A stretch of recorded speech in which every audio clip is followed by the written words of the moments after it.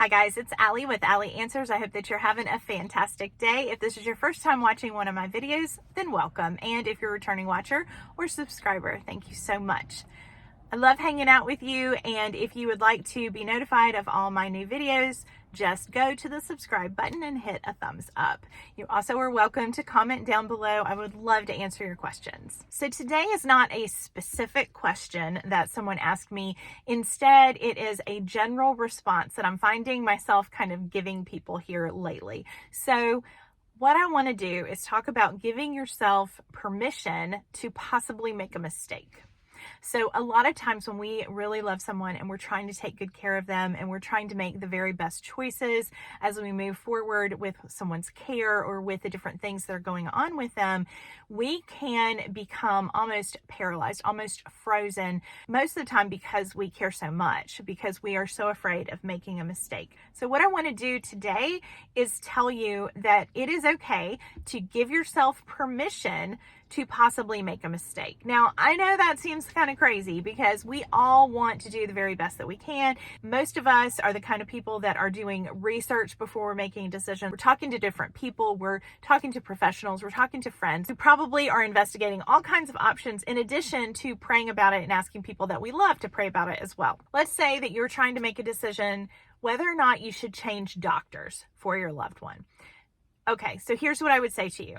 Let's say that you change doctors, you start going to a different doctor, and 3 months in, you decide this is not for you. Or maybe you go to the first appointment and you think, this doctor, not so much. Is there going to be any long-term damage?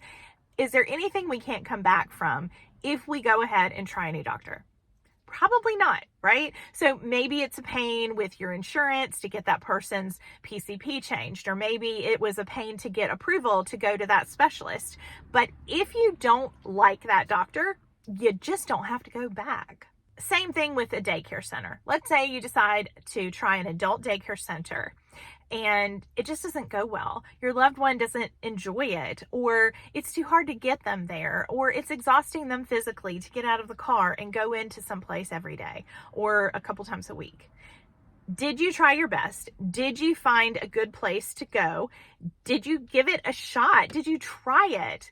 Then give yourself some grace and, okay, that didn't work.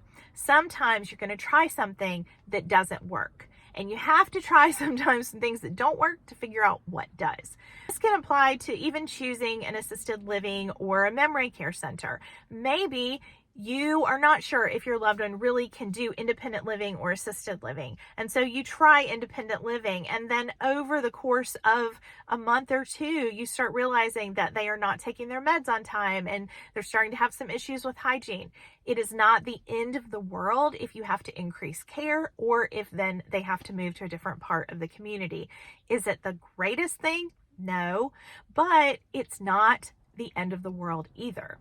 Sometimes we're so emotionally invested that we can forget that it is not the end of the world if something doesn't work. If you decide that you don't like the insurance policy that you chose, there will be an opportunity to change it down the road. If you don't love the therapist that maybe you're using and the physical therapist who's coming out to the house for home health or who's coming out to the community and treating your loved one, maybe that's not working for your loved one, guess what? You can change companies. Yes, you can. Midstream. Yes, you can. Maybe you chose a hospice company and you felt like that was going to be a great choice. Maybe this particular branch of that hospice company is not doing it for you. Maybe that nurse who comes out and visits with your loved one is just not getting along with them or isn't the right personality. You can call and ask for a different nurse. And if they're not able to send out a different nurse, you can change companies. Again, it's giving yourself grace and understanding that these decisions, while they are big decisions, are probably not going to be life-altering. It's okay if your loved one doesn't go to the day center every week. It's okay if they want to stay home that day. Yes, maybe you'll be out some money if you choose the wrong pull-ups and your loved one won't wear that brand, or they leak, or maybe you buy some protein shakes that they don't love. Maybe it's a big thing. Maybe you're trying to decide what to give away and what to keep, and you accidentally give away something that maybe you should have kept, that a loved one, that a family member wishes that you had kept. Again, it's not the end of the world. I'm giving you permission to give yourself grace. You're doing the very best that you can to take care of your loved one, and you're juggling it all. A lot of times my friends that watch this are doing it by themselves. They don't have any support. They don't have any help.